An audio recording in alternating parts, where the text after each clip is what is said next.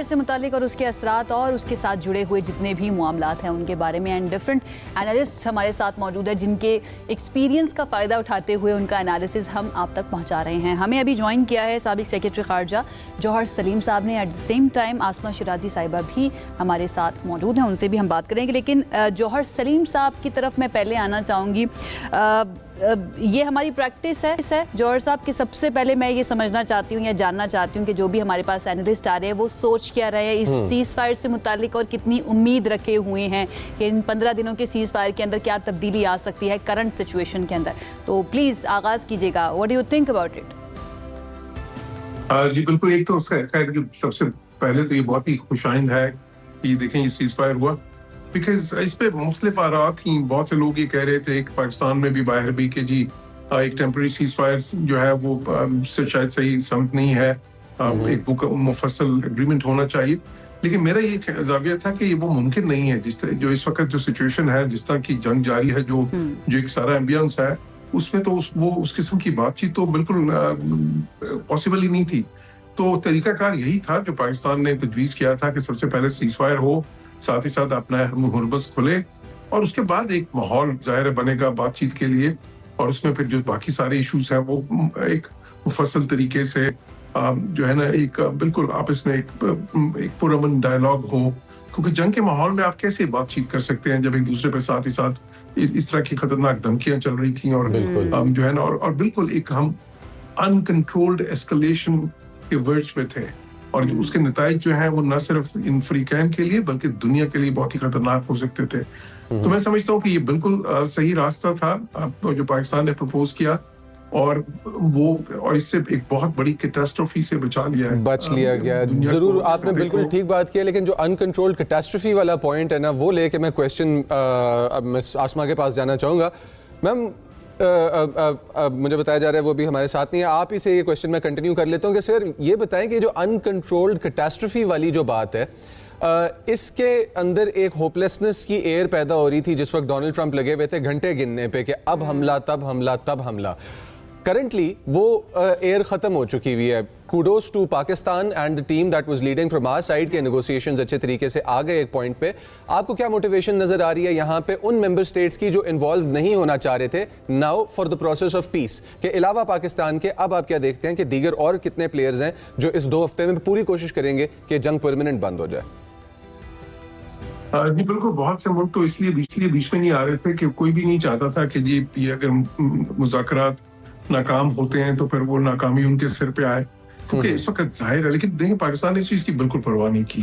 پاکستان نے ایک مثبت طریقے سے ایک کنسٹرکٹیولی جو ہے نا صرف یہ کوشش کی کہ جی یہ پروسیس ہے وہ آگے بڑھے, اور اس کا نتیجہ یہ نکلا کہ بالکل دیکھیں کہ کیسے ماحول کیا تھا. آپ دیکھ لیں کہ کل کیا ماحول تھا اور آج کیا ماحول ہے.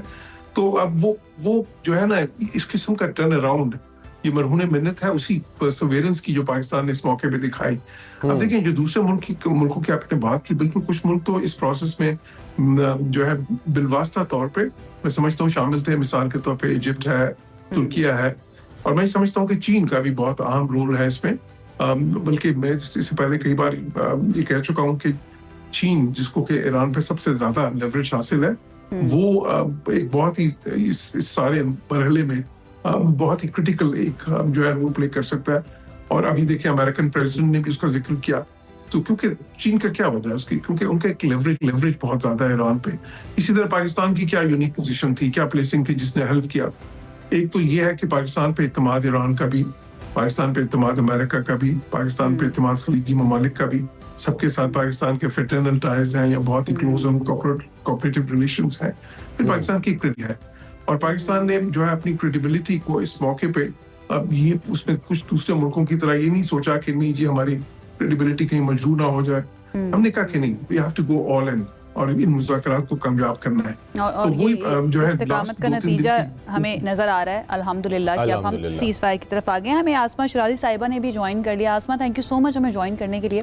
السلام علیکم. السلام علیکم. بھی سب سے پہلے میں یہ سمجھنا چاہوں گی what led to this cease fire. آپ کو کیا لگتا ہے, کیا صرف پاکستان کی کوششیں یا پھر جو سٹیٹمنٹس ہمیں वाशिंगटन से नज़र आ रहे थे, फ्रस्ट्रेशन जो नज़र आ रही थी, देन 25th अमेंडमेंट को इन्वोक करने की बात नज़र आ रही थी कि भाई इनको हटा देना चाहिए, ये अपनी सही जहनी हालत में नहीं है कि परफॉर्म कर सकें एज अ पोटस।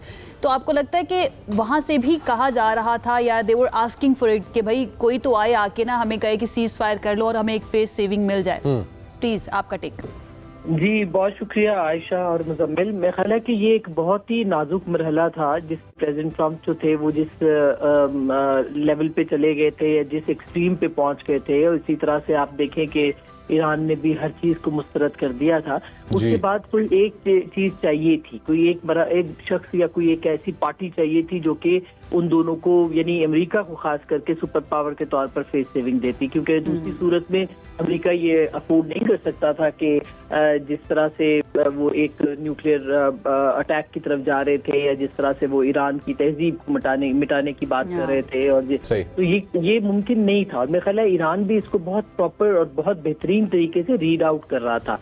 उनके ख्याल में ये बात थी कि अमेरिका इस एक्सट्रीम पे नहीं जाएगा, तो दोनों जब एक एक्सट्रीम पे गए तो डी एस्केलेशन हुई है। और उसमें पाकिस्तान का रोल इसलिए बहुत अहम है क्योंकि पाकिस्तान वो वाहिद मुल्क था जिसने के जो कि एतमाद जो अर्न कर रहा था अमेरिका का भी और इसके साथ साथ ईरान का भी। ईरान भी किसी और मुल्क के ऊपर ट्रस्ट करने को तैयार नहीं था, और इसी तरह से अमेरिका भी जो है उसको भी एक जो सिचुएशन चाहिए थी इसमें, जैसे अभी जौहर साहब भी कह रहे थे, बिल्कुल वो ठीक कह रहे थे कि पाकिस्तान को चीन का एतमाद भी हासिल था और ये मुमकिन नहीं था कि पाकिस्तान चीन के बगैर भी जो है वो आगे बढ़ता। लेकिन ये जो इनिशिएट की गई कोशिशें ये पाकिस्तान की तरफ से की गई थी, और मेरा ख्याल है कि ये अब एक हिस्ट्री तो बन ही चुकी है प्राइम मिनिस्टर शहबाज शरीफ की और फील्ड मार्शल आसिम मुनीर साहब की, कि जिन्होंने ये कोशिशें की हैं। लेकिन इसके साथ साथ ये भी बहुत अहम है कि अब ये जो ब्रीदिंग स्पेस मिला है, जो कि एक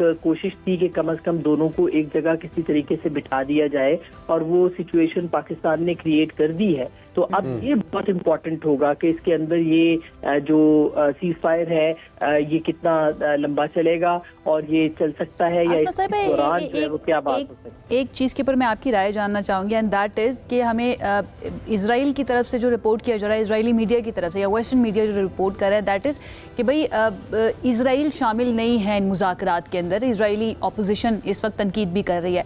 is it possible in near future या इन 15 दिनों के अंदर या इसके बाद एक फरीक इजराइल भी बनकर उभरे और इन टॉक्स के अंदर वो भी शामिल हो जाए? Is it possible? और अगर नहीं होता है तो वो खदशा तो मौजूद है ना कि वो नहीं चाहता कि ये मुज़ाकरात कामयाब हो, उनका जो एक बड़ा प्लान है ग्रेटर इजराइल का, आपको लग रहा है कि वो शामिल हो सकता है इन मुज़ाकरात के अंदर? देखिए, इजराइल ने पहले भी स्पॉइलर का रोल प्ले किया है, तो अभी भी वो ये नहीं चाहेंगे कि ये पीस जो है ये ज्यादा अरसा चले। और आपको याद होगा कि 2 दिन पहले जब प्रेसिडेंट ट्रंप सीज फायर की बात कर रहे थे तो नेतन्याहू ने उनको कॉल किया था और कहा था कि आप सीज फायर ना करें।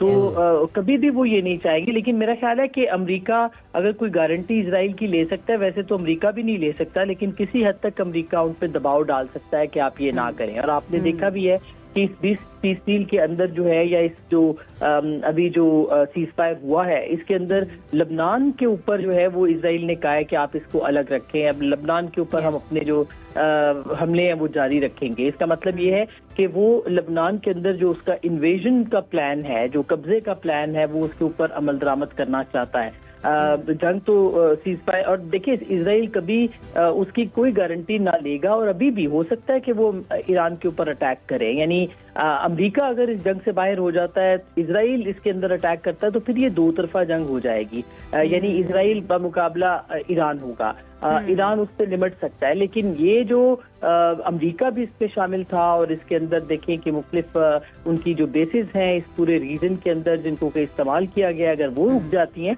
तो ईरान के लिए ये भी एक बहुत बड़ी विन है। ऑलरेडी अगर आप देखें तो ईरान इस जंग को जीत चुका है। अगर हॉर्मोज की जो जंग थी वो उनके पास है ये कंट्रोल, फिर जिस तरह से उन्होंने रेजिस्ट किया है, जिस तरह से सस्टेन किया है, जिस तरह से सर्वाइव किया है, तो मेरा ख्याल है कि उन्होंने इस जंग की 40 दिनों के अंदर ये साबित किया है कि वो जो है वो तैयार थे और तैयार है। और मेरे ख्याल रोल भी जो है वो एक प्रेसिडेंट ट्रंप को लेके आया है, जिसमें उन्होंने बार बार कहा टफ है, बहुत शार्प है, बहुत इंटेलिजेंट लोग हैं اور یہ ساری باتیں وہ کرتے رہے. لیکن اب وے فارورڈ کیا ہے یہ بہت امپورٹنٹ ہوگا. جیسے اب انہوں نے اسٹریٹ آف ہارمز کو ٹرمپ کارڈ کے طور پر جس طرح سے استعمال کیا تو ہم کہہ سکتے ہیں کہ ان کے ٹرمپ کارڈ نے نا ٹرمپ کو ایگزاسٹ کر دیا, فرسٹریٹ کر دیا, پینک میں مبتلا کر دیا, and then finally he has to come to the table for the talks. Thank you Asma صاحبہ ہمیں جوائن کرنے کے لیے. جوہر سلیم صاحب آپ سر ہمارے ساتھ ہی موجود رہیے گا, ہمیں آپ سے اور بھی بات کرنی اور بھی انالیسس دینا ہے سچویشن کے اوپر, لیکن ایک بریک کے بعد.